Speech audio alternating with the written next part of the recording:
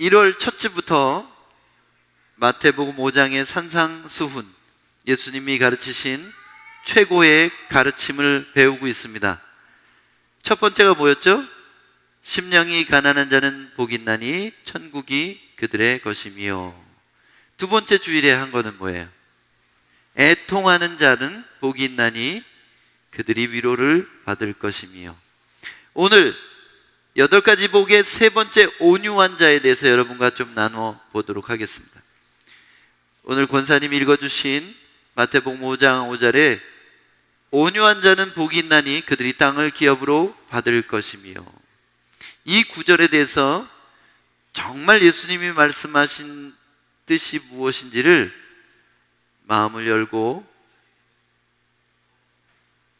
우리 마음에 그 말씀을 심는 이 시간이 됐으면 좋겠습니다.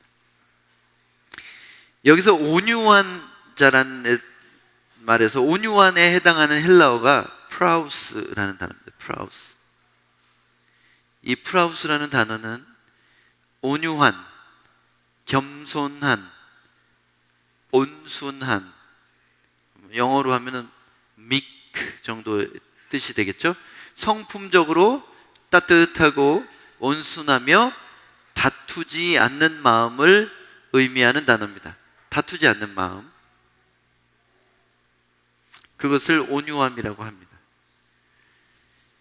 자, 그럼 이 세 번째 복의 역설을 좀 살펴보겠습니다. 역설, 아이러니, 세상 사람들이 말하는 것에 반대되는 내용을 한번 살펴보도록 하겠습니다. 세상 사람들은 영리함과 경쟁에 이기는 난폭하고 강한 힘으로 땅을 차지한다고 믿습니다. 여기 땅이라고 말한 것은 땅과 그 안에 있는 모든 자원을 말해요. 에레츠, 땅입니다. 개인이 경쟁의 힘을 키우는 것이나 세계 각국이 강한 군사력을 추구하는 것도 이와 같은 이유에서입니다. 쉽게 말하면 강한 자가 살아남는다는 거예요. 여러분, 자연의 법칙을 찰스 다윈이라는 진화론자는 이렇게 설명합니다. 약육강식, 약한 자의 육체를 강한 자가 먹는다. 그것이 진화론의 법칙입니다. 여러분, 그러나 오늘 예수님은 그렇게 말씀하고 계시지 않습니다. 강한 자가 땅을 차지할 것이라 이렇게 말하지 않았어요. 지혜 있는 자가 땅을 차지할 것이라, 많이 배운 자가 땅을 차지할 것이라, 잘 속이는 자가 땅을 차지할 것이라 그러지 않았습니다. 온유한 자가 땅을 차지한다고 했어요. 세상 사람들은 그렇게 믿지 않습니다. 심지어 교회를 다녀도 그거는 좋은 말씀이지만 현실 세상에서는 힘 있는 자가 이기더라 그렇게 믿는 사람들이 있어요. 여러분, 그 세상 사람들의 믿음을 예수 믿는 사람들도 함께 믿어서는 안 됩니다. 예수님은 온유한 자가 오히려 땅을 차지할 것이라고 말씀하십니다. 온유한 자가 땅을 차지할 것이라. 왜 땅 얘기를 하셨을까, 예수님이? 뭐 재물을 차지할 것이라, 뭐 권력을 차지하실 것이라, 뭐 많은 부를 얻을 것이라 그렇게 말하는 거 땅 얘기를 하셨을까요? 세상의 모든 빈부격차는 땅에서 비롯됩니다. 지금까지 인류가 생겨나서 지금까지 모든 가난하고 부한 것이 땅에서 비롯됩니다. 그래서 하나님은 율법을 통해 땅을 분배하시고 그 땅을 서로 사고팔지 못하게 하셨어요, 처음에. 그러나 나중에는 사고팔더라도 어떻게 돼요? 잃어버린 땅을 되찾는 희년제도, 주빌리 제도를 만드셔서 땅을 50년째 되는 해에는 원주인에게로 돌아가게 만들었어요. 그 가문으로, 원주인의 가문으로. 그러니까 땅이 그렇게 탐욕을 낼 만한 대상이 아닌 거예요. 유대인들에게는 땅 가지고 그걸 가지고 뭐 욕심을 내고 목숨을 걸지 않습니다. 왜냐하면 우리가 살다가 어쩌다가 땅을 팔아먹더라도 50년 되면 내 아들이 그 땅을 다시 갖게 될 것이니까. 사실은 인간이 선한 마음만 있다면 이 제도는 가장 이상적인 제도입니다. 개인이 땅을 소유하지 않는 거예요. 땅을 나라가 가지고 그것을 각 개인에게 합리적으로 분배해 주는 것. 근데 이것을 공산주의자들이 자기 이론에다 채택을 한 거예요. 성경에서 마르크시즘이 나온 거예요. 칼 마르크스라는 공산주의자가 성경을 베낀 겁니다. 근데 인간은 착하지 않죠. 인간은 욕심이 있죠. 인간은 선악을 알게 하는 나무 열매를 먹었기 때문에 그 제도가 올바르게 운영될 수가 없어요. 그래서 공산주의 사회가 엉망진창인 거예요.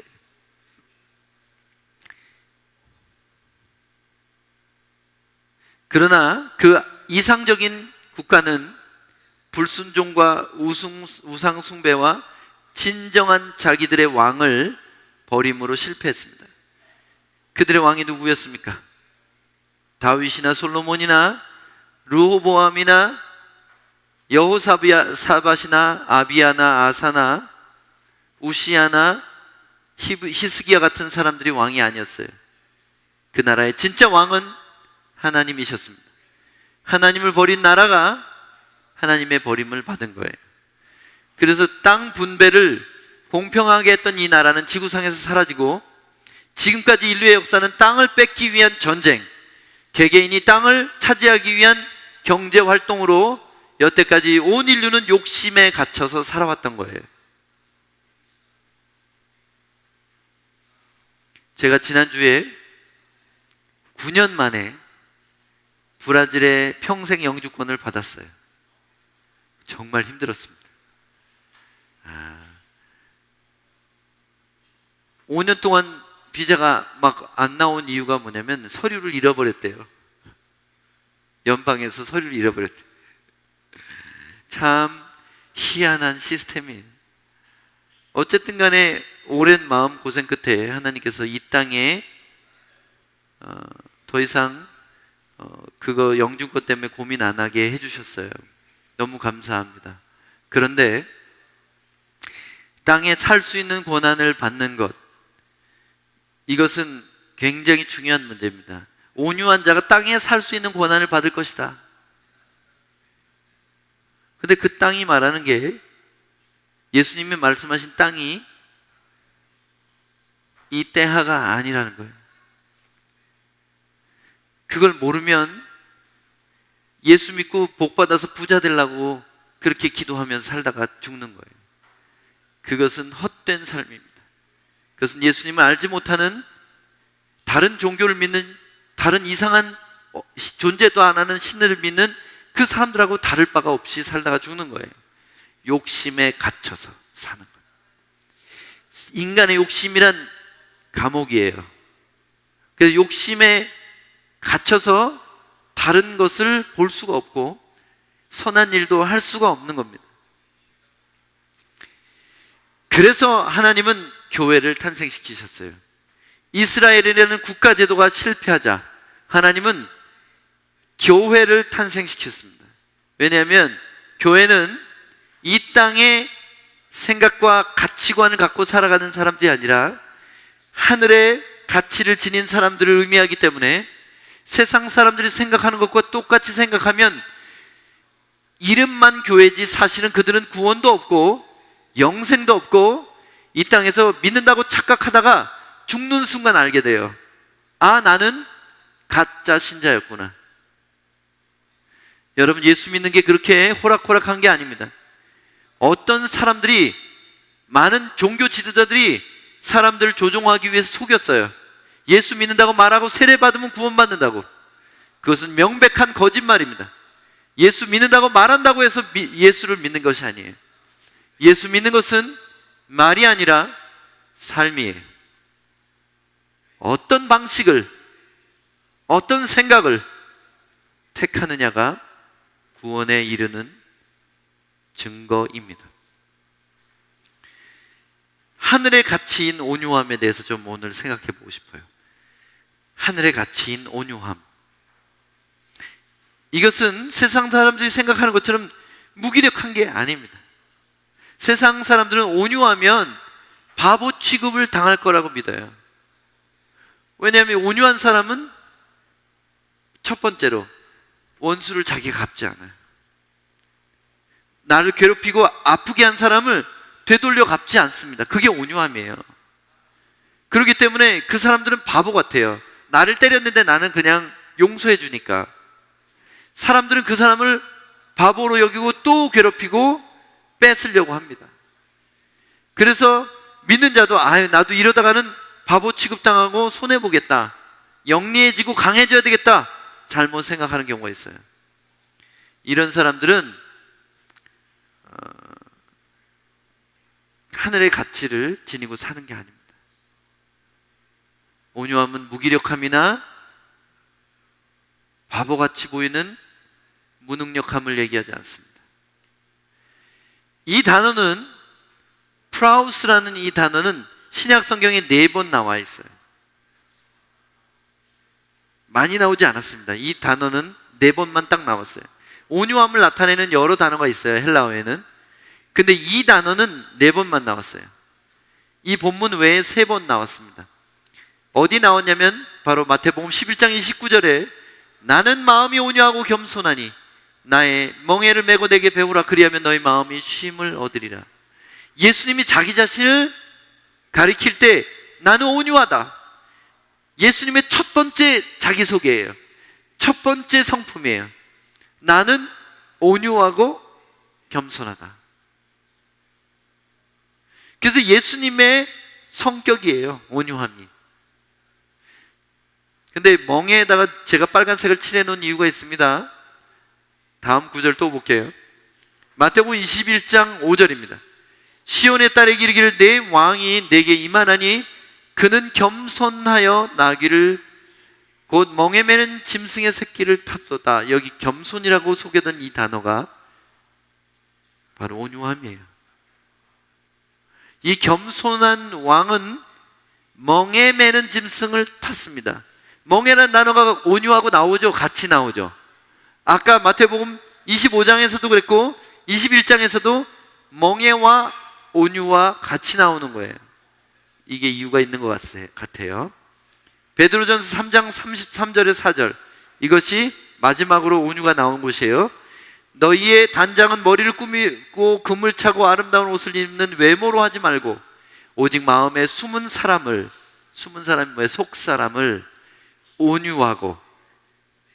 그래서 믿는 자가 가져야 될 첫 번째 성격을 온유라고 말한 거예요.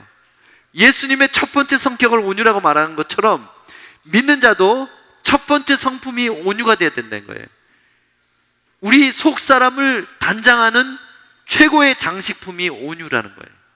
겉사람이 아니라 속마음을 꾸미는 최고의 아름다움이 온유함이라는 거예요. 온유하고 안정한 심령에 썩지 아니할 것을 하라. 이는 하나님 앞에 값진 것이니라. 값진 것, 가치 있는 것, 하늘의 가치. 땅의 가치가 아니라 하늘의 가치. 땅의 가치는 강함이에요. 하늘의 가치는 온유함이에요. 근데 예수 믿는 사람이 땅의 가치인 강함, 돈의 힘, 지식의 힘, 정보의 힘, 인맥의 힘, 이런 걸 의지하고 살아가면 그 사람은 절대로 하나님이 도와주지 않습니다. 그 사람을 구원하지도 않습니다. 우리의 가치는 하늘의 가치. 놀랍게도 이 단어는 예수님의 어떠하심에 대해 쓰고 있으며 멍에라는 단어와 함께 나왔다는 겁니다. 한번 생각해 보세요. 멍에는 뭡니까? 멍에는 주인에게 복종해서 일을 하기 위한 결속이에요. 묶임이에요. 멍에가 좋은 건 아니에요. 멍에는 괴롭습니다. 무겁고 아프고, 때로는 멍에가 우리를 자유롭게 내 생각대로 내 뜻대로 하지 못하도록 가두어 두는 것이에요. 여러분, 우리는 욕심에 갇혀서 살 사람이 아니라 다른 데 갇혀야 돼요. 온유 안에 갇혀야 됩니다. 온유함 안에 갇혀 있는 사람. 온유함 밖으로 안 나간다는 얘기죠. 그래서 내가 아무리 화가 나도 복수하지 않습니다. 이건 온유함 밖으로 나간 거예요. 아무리 화가 나도 남을 때리지 않습니다. 아무리 화가 나도 사람들을 저주하지 않습니다. 아무리 화가 나도 복종합니다. 이게 멍이에요. 온유 안에 갇힌 사람. 다시 말하면 주인의 명령에 겸손히 복종하여 고통을 인내하면서 섬기는 것이 온유함이라는 것입니다. 누가 예수 믿으면 건강하다고 했습니까? 누가 예수 믿으면 돈 잘 번다 그랬어요? 누가 예수 믿으면 공부도 안 했는데 좋은 대학교 가고 뭐 복권 당첨되고 그런다고 말합니까? 그거 다 거짓말이에요. 브라질에 있는 교회 중에 절반 이상이 그런 교회들입니다. 속이는 자들이에요. 그 목사들은 돈밖에 모르는 자들이에요. 여러분, 그런 교회 다니지 마세요. 예수 믿으면 잘 되고 건강하고 복 받는다, 이 세상에서 잘 나간다 말하는 그런 교회는 거짓된 교회입니다. 예수님은 우리에게 그런 거 약속 안 했어요. 너희가 세상에서는 환난을 당하라, 담대하라, 내가 세상을 이겼노라. 예수님은 우리에게 고난 당한다고 말했습니다. 제대로 믿으면 고난이 있어요. 원수가 우리를 미워하고 세상의 가치와 반대로 살기 때문에 사람들이 우리를 비웃고 조롱합니다. 무기력하게 보여요. 그러나 참되게 믿는 자는 세상 사람들이 가는 그 길로 가서는 안 돼요.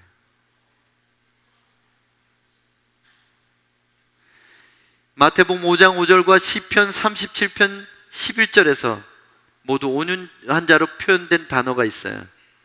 신약과 구약이기 때문에 다른 단어예요. 그러나 마태복음은 처음에 히브리어로 쓴 유일한 신약 성경인 거 여러분 아세요? 처음에는 히브리어로 써졌다가 헬라어로 번역된 유일한 신약 성경이 바로 마태복음입니다. 그래서 마태복음 5장 5절에 온유한 자로 표현된 단어가 바로 시편 37절, 시편 11절에 히브리어하고 같은 단어예요. 곧 프라우스로 번역된 이 단어는 히브리어 아나빔이에요. 아나빔. 아나빔이라는 단어 히브리어에는 비밀이 숨겨져 있어요. 그러니까 온유함의 비밀이 오늘 여러분에게 풀어지는 거예요. 온유함은 무엇일까? 시편 37편의 땅을 차지하는 온유한 자, 똑같은 얘기를 했어요. 그러니까 예수님이 신약성경 마태복음 5장에서 5절에서 자기가 독창적으로 한 말이 아니라 시편 37편 11절을 인용하신 거예요. 같은 맥락으로 말씀하신 거예요.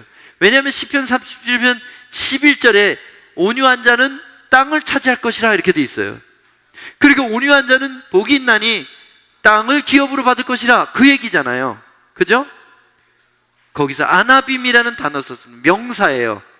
온유한 자. 아나빔. 아나빔은 악을 행하는 자들 때문에 불평하지 않는 것을 의미합니다. 시편 37편 1절에 그렇게 나와요. 여러분 시편 37편을 집에 가서 꼭 읽어보세요. 악을 행하는 자들 때문에 불평하지 않습니다. 때로 믿는 사람들이 어떻게 저런 인간이 다 있나, 저건 확 죽어야 되는데 뭐 이런 생각이 들 때가 있어요. 그런 생각 하지 말라는 거예요.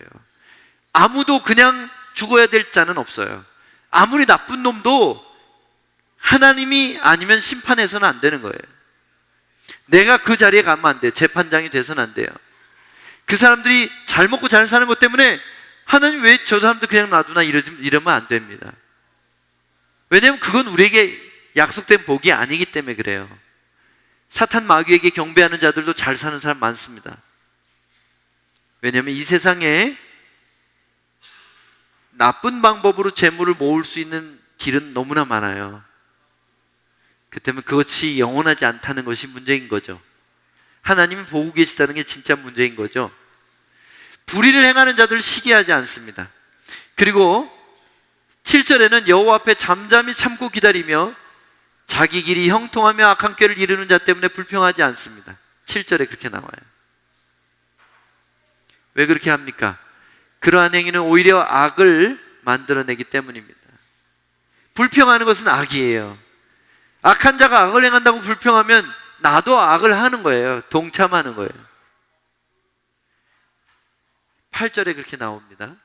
그리고 진실로 악을 행하는 자들은 끊어질 것이나 여호와를 소망하는 자들은 땅을 차지할 것이라. 그렇게 9절에 나옵니다. 하나님을 소망하는 자들은 땅을 차지할 것이라. 이로보건대 온유함의 핵심은 고통과 압제를 당하지만 직접 보복하지 않고 하나님의 구원을 신뢰하며 기다리는 것을 말합니다. 여러분, 믿음은 신약 성경의 모든 믿음이라는 단어는 인내와 함께 나와요. 인내라는 단어와 같이 나와요. 참지 못하면 믿음이 없는 거예요. 멍에는 어쩌면 고통과 압제를 의미할 수 있습니다. 하나님의 뜻에 순종하기 위해서는 고난이라는 대가가 필요할 수 있어요. 그래서 믿는 여러분, 성도라면 고난을 두려워하지 마세요. 왜냐하면 우리는 세상 사람들처럼 고난받을 때 아무 해결책이 없는 사람들이 아니라 우리의 기도를 들으시는 전능하신 아버지가 살아계신 그런 사람들인 거예요.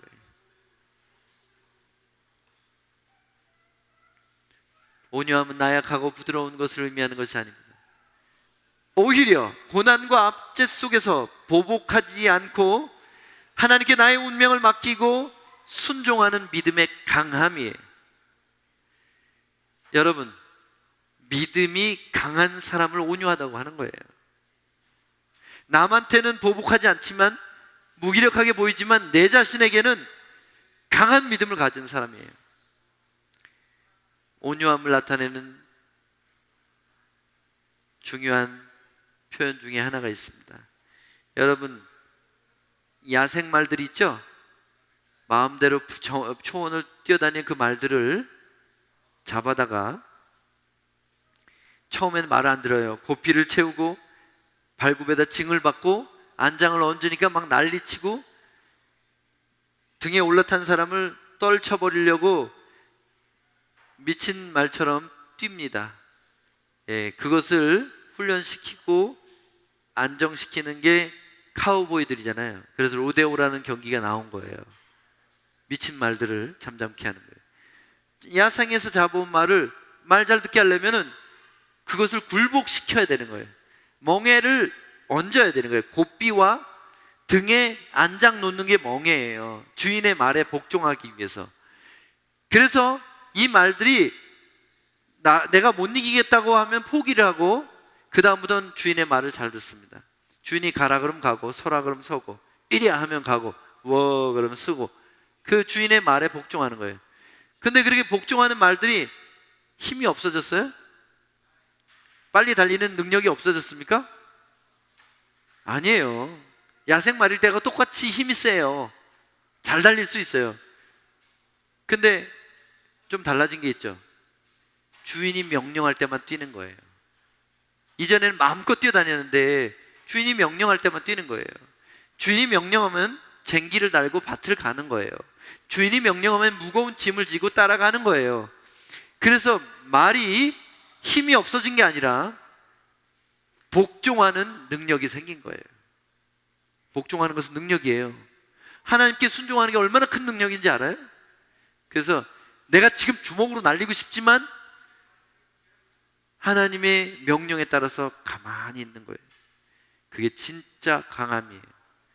여러분, 함부로 막 폭력 쓰고 다니는 사람은 강한 것 같죠? 자기가 질 것 같으면 제일 먼저 도망가요. 그런 사람들. 온유한 자는 약한 자가 아닙니다. 길들여진 말일 뿐이에요. 멍에를 메고 있는 소일 뿐입니다. 기업으로 받겠다는 이 말은 상속으로 받는다는 얘기예요. 상속. 상속이란 뭡니까? 그 아버지가 자녀에게 재산을 물려주는 걸 말하는 거예요. 땅을 상속할 것이다. 그렇다면 땅의 소유는 누구 것입니까? 예수님은 마귀를 이 세상 임금이라고 불렀어요. 그리고 마귀가 예수님께 네가 나한테 경배하면 이걸 다 줄게 하면 천하만국의 나라들의 영광을 보여줬습니다. 그러니까 보니까 마귀가 세상의 주인인 것 같아요. 아직까지는, 예수님이 재림하시기 전까지는. 근데 틀렸어요. 마귀는 세상의 주인이 아닙니다. 시편 24편에 보면 이렇게 돼 있어요.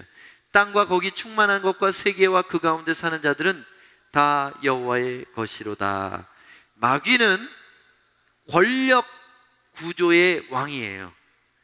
그러니까 돈으로 힘을 만들어내면 거기 왕이에요.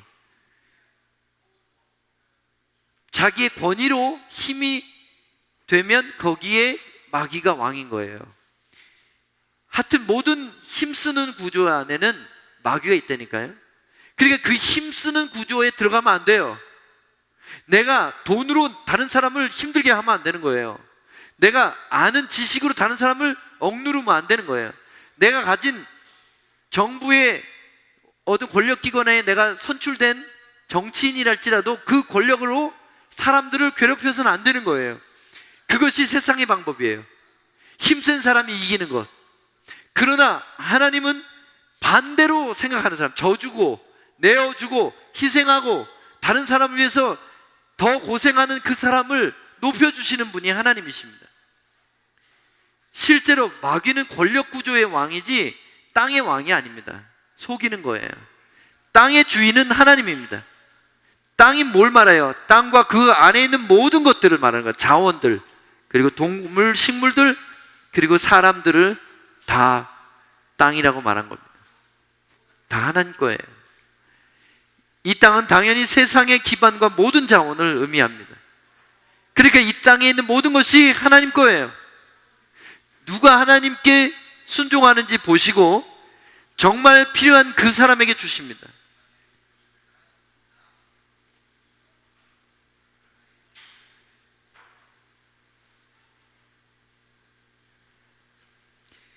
지금까지 이 작은 교회가, 놀라지 마세요, 그라콜란자이에 퍼부은 재정이 300만 헤알이 넘습니다. 믿어지세요? 아무도 못 믿을 거예요. 아무도.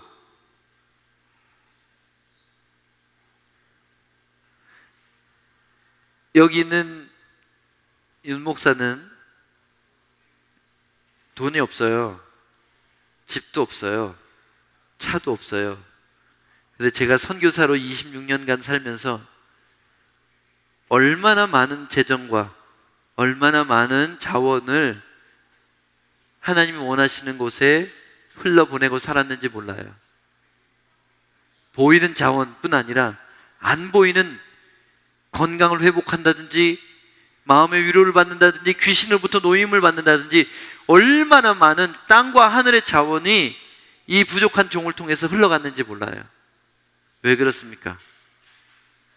그분은 땅의 주인이시기 때문에, 하늘의 주인이실 뿐 아니라 땅의 주인이시기 때문에 그렇습니다. 내가 부자가 되고 내가 건강하고 내가 잘 되기 원하는 사람에게는 안 주십니다. 그러나 다른 사람이 정말 잘 됐으면 좋겠고, 다른 사람이 살아났으면 좋겠고, 다른 사람이 옷을 입었으면 좋겠고, 다른 사람이 먹을 게 있었으면 좋겠다고 그런 간절한 마음을 가진 자에게는 그렇게 할 수 있는 힘을 주시는 분이 하나님이십니다. 그 마음이 진실하지 않기 때문에 안 주시는 거예요. 주면 망하니까. 그러나 더 중요한 게 있어요.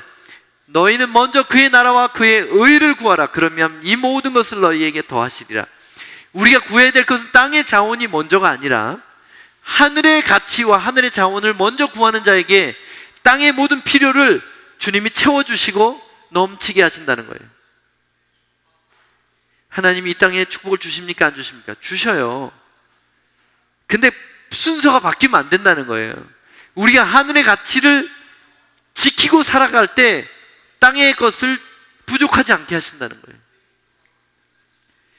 그 나라의 가치를 구하는 자에게 세상적인 자원도 더해 주신다는 겁니다.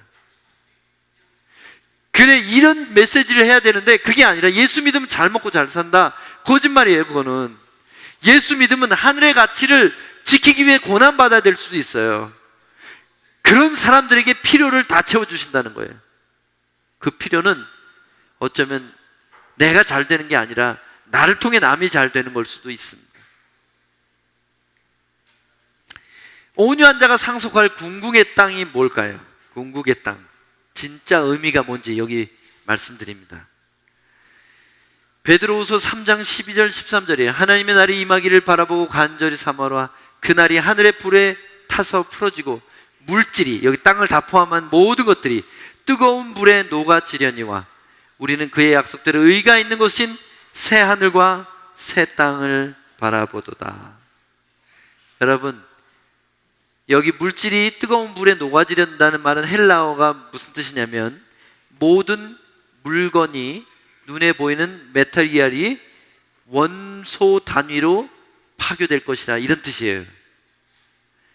아예 가루가 돼서 흩어지는 거예요. 여러분, 어벤져스 마블의 이거 이렇게 하니까 다 재가 돼서 날아가죠?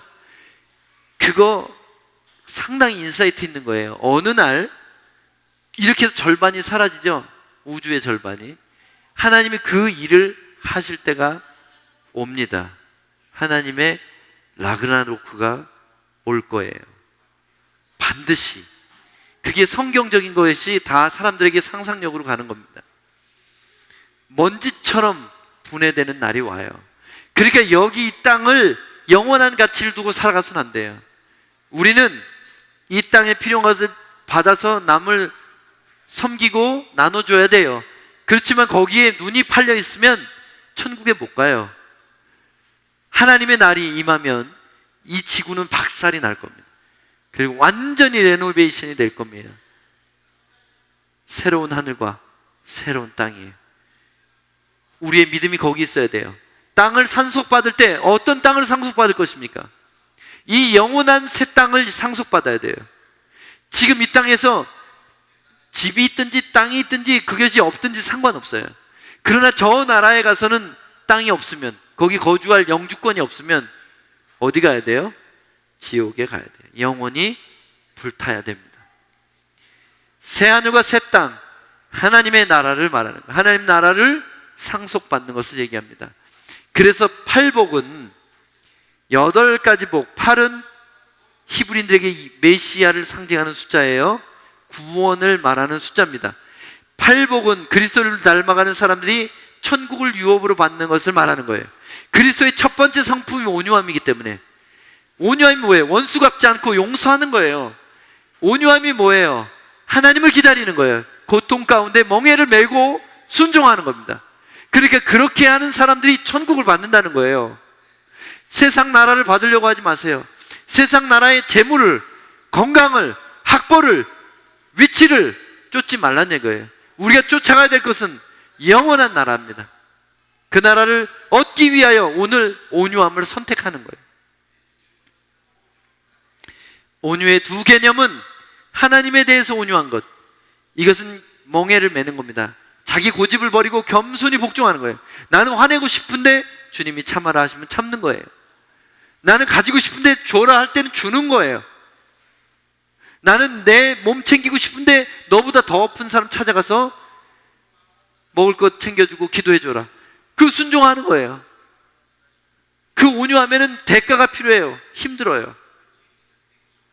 두 번째, 사람에 대해 온유한 것은 보복하지 않고 용서하고 희생하는 거예요. 이것이 예수님의 첫 번째 성격이었습니다. 하나님께 절대 복종, 사람을 용서하는 것. 이게 하나님 사랑, 이웃 사랑이에요. 사랑은 온유한 마음으로부터 나오는 겁니다. 이제 말씀을 마치겠습니다. 예수 그리스도의 온유함은 무기력함이나 패배가 아니고 오히려 진리의 강함을 내게 적용하는 거예요. 그래서 사람들이 보기에는 약하게 되어서 십자가를 지심으로 남에게는 은혜를 베푸는 겁니다. 온유함은 내 자신에게 강하고 남에게 약해지는 겁니다. 참아내려면 강해져야 되기 때문에, 고통을 인내하고 믿음을 지키려면 강해져야 되기 때문에, 그러나 다른 사람에게는 한없이 부드럽고 약한 사람처럼 다른 사람에게 희생하고 양보하고 져주는 겁니다. 그것이 온유함이에요. 온유한 자는 주권자에게 통제된 강함이요 사랑을 위해 강함을 포기하는 용기입니다. 이것이 온유함이에요. 다시요. 온유는 멍해예요. 온유는 용서예요.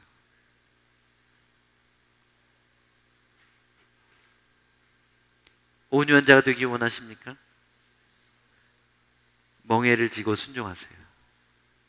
그러면 땅을 유업으로 받을 것인데 이 땅도 받지만 영원한 땅을 유업으로 받을 것입니다. 기도하겠습니다. 기도할 때 이렇게 기도합니다. 여러분 입술을 열어 스스로 기도하세요. 하나님, 나 안에는 거칠고 강한 성품을 고쳐주세요. 내 안에 있는 복수하고 싶은 마음, 악한 자들에 대한 분노에 대해서 하나님 가져가 주세요. 예수님처럼 자기를 십자가에 못 박는 자들을 위하여 기도하고 그들을 위하여 눈물 흘리는 진짜 온유한 사람이 되고 싶어요.